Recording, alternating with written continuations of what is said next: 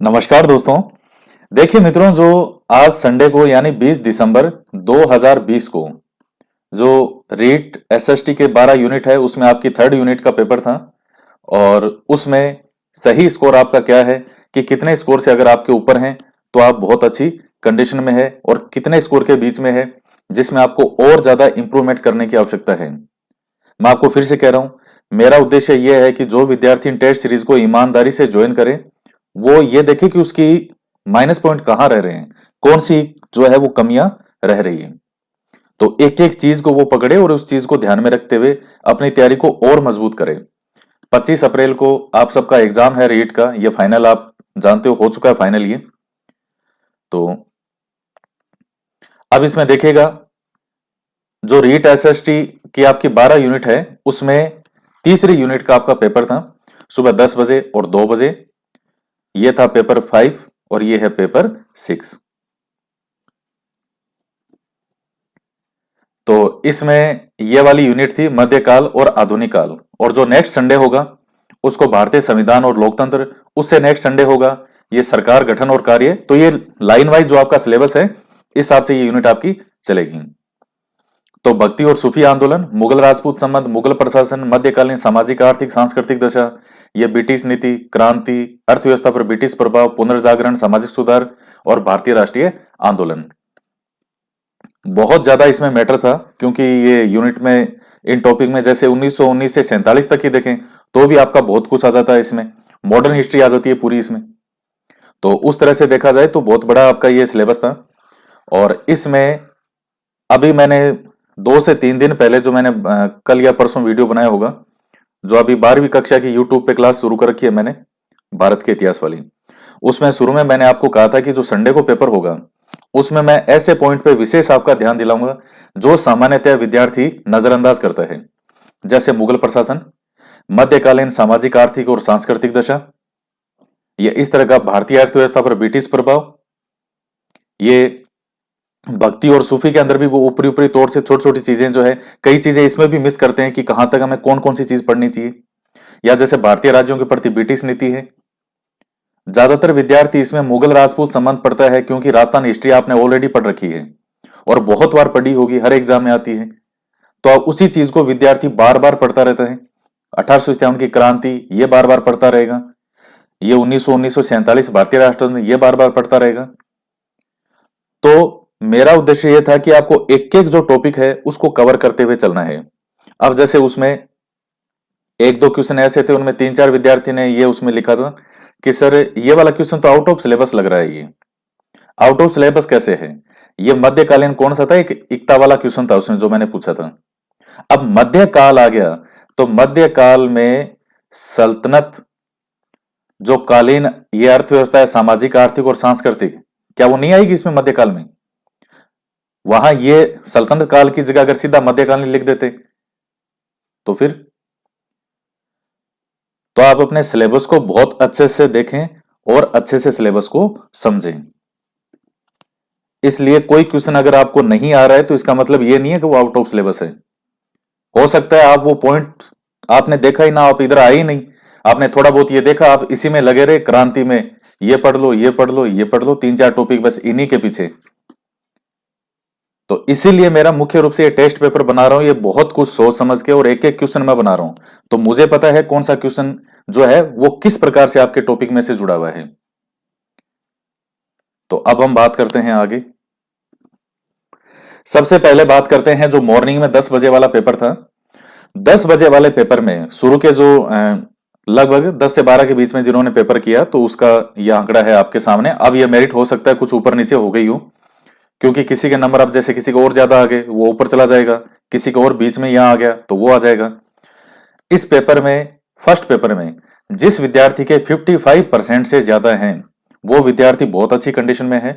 वो अपने +20 कर लो कि यही पेपर जो है अगर एग्जाम में आता तो 55 से 65 75, आप कम से कम 75% नंबर ले आते अगर वहां आपके इस ये वाला टॉपिक में से जिस तरह से क्वेश्चन आएंगे। और दूसरा जो आपका पेपर है उस पेपर में जिस विद्यार्थी के 50% से ऊपर हैं वो विद्यार्थी बहुत अच्छी कंडीशन में है। उसमें आप अपने 25% प्लस कर लो कि जितने आपके नंबर वहां आए हैं ईमानदारी से, तो आप उसमें 25% प्लस कर लो, उतने आपके वहां परीक्षा में आते, रीट में। क्योंकि एक तो वहां नेगेटिव मार्किंग नहीं है, और एक जो कुछ बहुत जो शानदार लेवल के मैं क्वेश्चन दे रहा हूं। क्योंकि जैसे आपके इनमें 50-50 क्वेश्चन का पेपर है, तो 15 क्वेश्चन 50 में से ऐसे हैं जो बहुत अच्छे लेवल के हैं। बाकी नॉर्मल जो एक आपका होता है पेपर एवरेज, उस प्रकार से।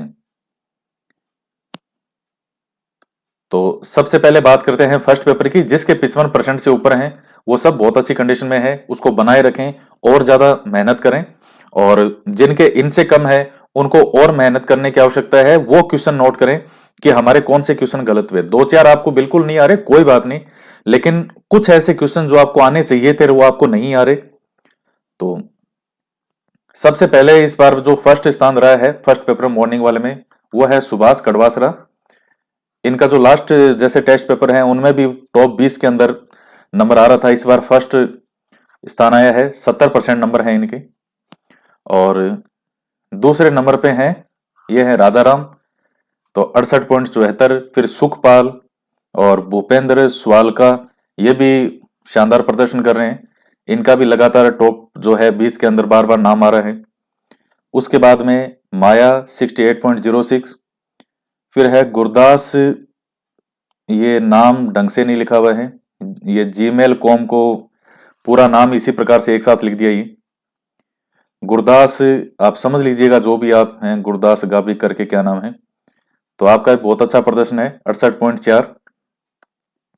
उसके बाद है पार्वती 67.38। इनका भी अच्छा प्रदर्शन रह रहा है। पिछले पेपर में लगातार जो टॉप 20 स्टूडेंट आ रहे हैं, जो टॉप 20, उनमें रवीना शेखावत, इनका भी लगातार नाम आ रहा है। पिछले पेपर में भी अच्छा प्रदर्शन है। नीरज सुमन, पुष्पा, हंसराज चौधरी, तो 3 3 6 7 8 9 10, तो टॉप 10 में यहां तक 65.42% से ऊपर। और 11वें स्थान पे हंसराज चौधरी।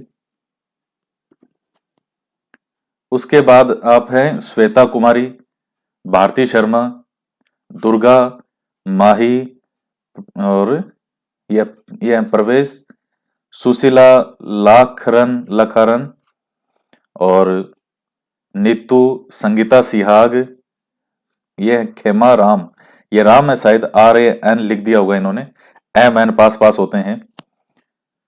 खेमा राम चौधरी और खेताराम बाना, सरस्वती सिद्ध, अनिता कंवर, तो सभी विद्यार्थी का प्रदर्शन है। और ये देखिएगा जिन विद्यार्थियों के नंबर 55% से ऊपर हैं, आज के पेपर में जो फर्स्ट पेपर है उसमें जिनके 55% से ऊपर हैं वो विद्यार्थी 5% के आसपास हैं। 5 से 7% स्टूडेंट हैं जिनके नंबर इतने आ रहे हैं। 5 से 7% का मतलब जितने कुल स्टूडेंट हैं जिन्होंने ये पेपर अटेंड किया, उनमें से लगभग 5 से 7% विद्यार्थी हैं जिनके 55 से ऊपर थे। तो कोई जिसके अगर उससे कम भी आ रहे हैं, किसी के 50 भी हैं, किसी के 45 भी हैं, किसी के 40 भी हैं, तो कोई इसमें निराश होने की ऐसी कोई आवश्यकता नहीं है। आप अपने क्वेश्चन को नोट कीजिए कि आप में कौन सा जो क्वेश्चन है वो आपको नहीं आ रहा, कहाँ आपसे ऐसी माइनस पॉइंट, कोई आपकी ऐसी कोई रह रही हो कमी कि भाई मेरा यहां से क्वेश्चन रह रहे हैं। और ये पेपर ऐसे नहीं है कि आपने एक बार किया और इनको बाद में दोबारा देखा ही नहीं कि हमने दे दिया था और हमारा वो रिजल्ट रहा था। इस रिजल्ट से कोई फर्क ऐसा नहीं पड़ने वाला, चाहे आपकी फर्स्ट रैंक हो चाहे लास्ट हो। ये आपको ऐसा बना देगा पेपर कि आप में जो भी कमियां हैं उनको बाहर लाके आपको दिखाएगा कि देखिए इस स्तर तक आप में ये वाली कमी रह रही है। क्योंकि सिलेक्शन लेना है तो 3% के अंदर आपको आना ही पड़ेगा। 10 लाख विद्यार्थी बैठेंगे, 31,000 जो है वो सीट है। अब आप देख लीजिए कि उसके अंदर अगर आपको अपना नंबर लेकर के आना है तो बहुत अच्छा है। और जिन विद्यार्थियों के ये नंबर आ रहे हैं ये बहुत शानदार स्कोर हैं, और मैं ये मान के चल रहा हूं कि आप सभी ने ईमानदारी से किया होगा। क्योंकि अब मान लीजिए किसी के पास बुक वगैरह है, मैंने तो यहाँ टाइम दे दिया कि 50 मिनट। अब जैसे इस पेपर में 1 घंटे का समय था, वो समय इसलिए देते हैं 1 घंटा 50 क्वेश्चन में इसमें, कि आप आराम से कई क्वेश्चनों को सोचें कि इसका उत्तर क्या हो सकता है।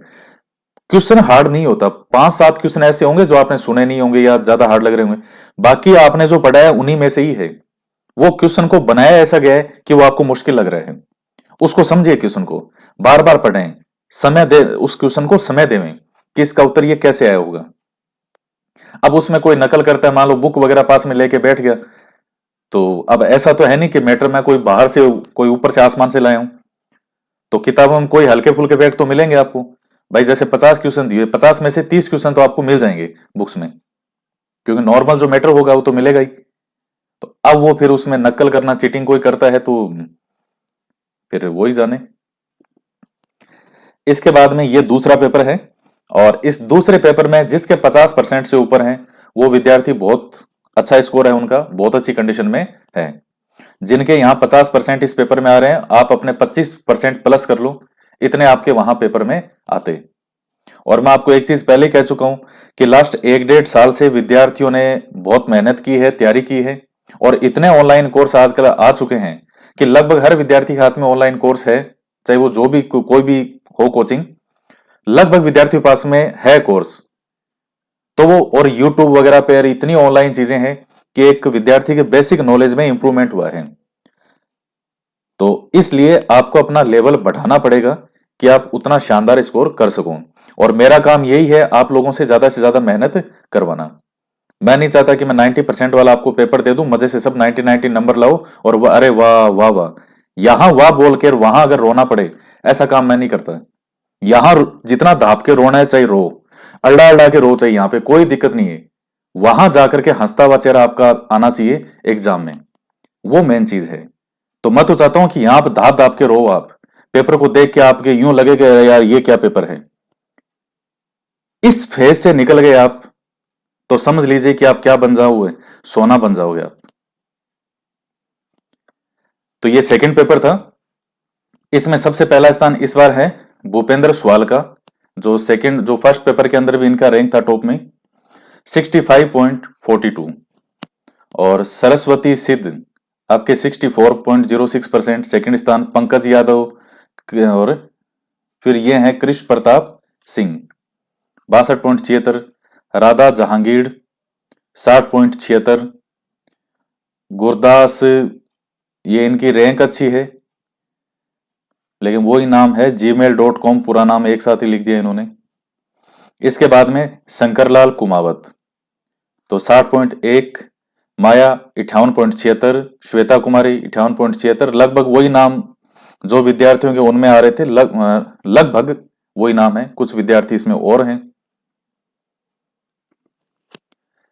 नेक्स्ट है अनिता कुमारी और 57.44, राजाराम 57.44, अनिता कंवर 57.42, फिर सविता, मंजू, सुमित्रा, मीना यादव, पार्वती, रेणु पारिक, सुमन चौधरी 56.08।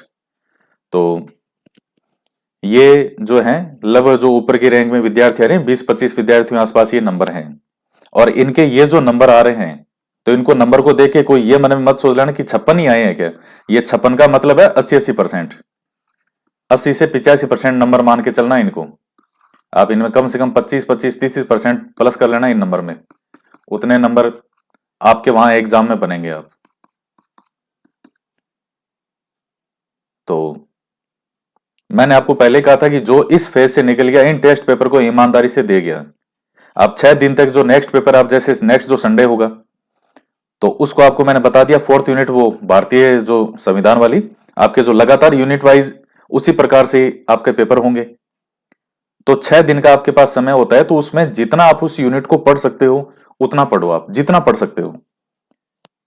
उसके बाद यहां आकर के आप ये देखो फिर जो कमियां रही, क्योंकि ये टेस्ट सीरीज बिल्कुल सही समय पे है।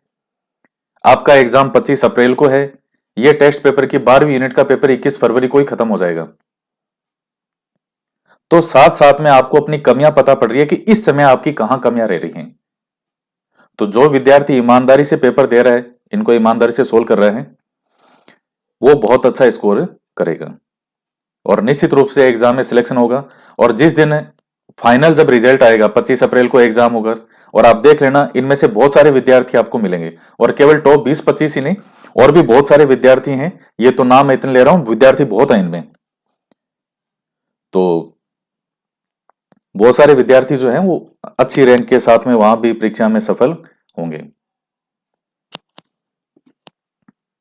नेक्स्ट जो संडे है उसको भारतीय संविधान और लोकतंत्र, इस यूनिट का टेस्ट पेपर होगा, फोर्थ यूनिट का। उसके बाद नेक्स्ट संडे जो आएगा उसको इस 5वीं का, फिर उससे नेक्स्ट संडे को इसका, फिर नेक्स्ट संडे को इसका, फिर नेक्स्ट संडे को इसका, फिर इसका, फिर इसका। तो ये संडे टू संडे आपके पेपर चलेंगे। और कोई विद्यार्थी अभी भी ज्वाइन करना चाहे तो बिल्कुल कर सकता है। आप अपने नंबर देखिएगा कि आपका क्या स्कोर रह रहा है। और अभी कुल पेपर 6 हुए हैं 3 यूनिट के। अभी आपके 18 पेपर और बाकी हैं, क्योंकि 9 यूनिट आपकी बाकी है अभी। तो हर यूनिट के 2 पेपर लेने हैं, तो आपके 18 पेपर अभी भी बाकी हैं। जो इसको ज्वाइन करना चाहते हैं वो कर सकते हैं। और क्या प्रोसेस है, कैसे टेस्ट सीरीज, देखिए ये आरबीएससी वाली टेस्ट सीरीज के अंदर ही इंक्लूड है। कई विद्यार्थी कंफ्यूज होते हैं कि सर ये कौन सी है। और देखिए वही कंफ्यूज होते हैं जो यहां से लगातार जुड़े हुए नहीं है यहाँ पर इस चैनल पे। वो जैसे 5-6 महीने पहले कभी आए थे, अब 5-6 महीने बाद आज कभी आ गए, तो फिर वो उनको लगता है ये कौन सी चीज है। आरबीएससी की जो टेट सीरीज है उसी में मैंने आज से 6-7 महीने पहले ही कह दिया था कि इसी आरबीएससी टेट सीरीज के अंदर ही मैं यूनिट वाइज भी आपको टेस्ट पेपर आपसे लूंगा, और वो ऑनलाइन फॉर्मेट में होंगे जिसको आपको अपनी रैंक भी पता चलेगी। ये मैंने 6-7 महीने पहले ही कह दिया था। तो आरबीएससी के जब टेस्ट पेपर कंप्लीट हो गए 6 से 10th के एसएसटी के, तो अब ये बीच में 2 महीने का गैप दे करके कि आपको धाप के पढ़ लो जितना पढ़ना है और पढ़ते रहो। कोई सीमा नहीं होती पढ़ाई की, जम के मेहनत करते रहो ताकि उन 3% में नंबर आ जाए। तो ये टेट सीरीज को कैसे ज्वाइन वगैरह करना है उसका लिंक का वीडियो आपको दे देंगे, आप देख लीजिएगा। उसमें 5-6 महीने पहले बनाया था मैंने कि किस प्रकार से टेट सीरीज को ज्वाइन करना है, तो उस वीडियो का लिंक दे देंगे वो। तो उसमें मुख्य रूप से आरबीएससी का बोल रखा है मैंने, वो 5-6 महीने पहले का वीडियो है कि कैसे ज्वाइन करना है, तो उसी के अंदर ही है ये यूनिट वाला, तो वो एक में ही है। तो आज इतना ही, इसी प्रकार से मेहनत करते रहिए। और जिनके नंबर इनसे कम है तो निराश कोई होने की वो आवश्यकता नहीं है। कई विद्यार्थी कहते हैं सर हमारा तो अब मन लग रहा है, हमें लग रहा है हमारा होगा ही नहीं, क्या नहीं होगा। इतना अगर इस तरह की हल्की फुल्की चीजों पे अगर आपको, वो आप ये देखिए कि आपको कहाँ कमी रह रही है और कितना और इंप्रूवमेंट करना है। आपका पेपर रीट का पेपर एक नॉर्मल पेपर आएगा, जैसे मैंने आरबीएससी के जो पेपर बनाए हैं, पेपर आपका उसी के प्रकार से आएगा। ये तो अब उससे ऊपर का लेवल है। और मैंने आपको कहा भी था कि भाई अब जो पेपर ये बनाऊंगा मैं, इसमें 11वीं 12वीं के जो क्वेश्चन है वो भी शामिल करूंगा, एनसीईआरटी की भी शामिल करूंगा, और इसके अंदर जो भी ऑथेंटिक पुस्तकों से जो भी मुझे बेहतर लगेगा वो भी मैं इनमें शामिल करूंगा। तो ये टॉप से टॉप लेवल है। ऐसा पेपर कभी आपके इतना जो इस तरह के बेहतरीन लेवल का पेपर जो है वो इसमें सामान्यतः जीके में आपके नहीं आता। बाल विकास में तो पेपर आएगा आपका, वो तो जोरदार आएगा वहां। तो जिस तरह से यहां जो लेवल है जीके का, उस प्रकार से बाल विकास वाले के अंदर यही लेवल आएगा, बहुत अच्छे लेवल का पेपर। लेकिन जीके में सामान्यतः आपके जो है कोई बहुत ज्यादा कोई हार्ड उस तरह से पेपर नहीं आता है। 60 में से 2-3 क्वेश्चन कोई आ जाएंगे, 3-4 कोई हटके, बाकी तो पेपर नॉर्मल आएगा। तो आज की क्लास में इतना ही, और इसी प्रकार से लगातार मेहनत करते रहिए। और बहुत सारे यहां से ऐसे विद्यार्थी हैं जिनका देख के मुझे लगता है कि ये इस बार इनका सिलेक्शन रेट में 100% हो जाएगा। नाम मैं स्पेशली इस तरह से नहीं लेना चाहता किसी का कि सिलेक्शन जो मुझे इनका लगता है या जो लगातार मुझे लगता है, बहुत सारे विद्यार्थी हैं। क्योंकि नाम लेने से कहीं अगले के मन में यह हो जाए कि मेरा तो हो ही गया अब तो इसलिए वो चीज भी नहीं होनी चाहिए। तो आज की क्लास में इतना ही, तो मिलते हैं नेक्स्ट वीडियो में। जय हिंद, जय भारत।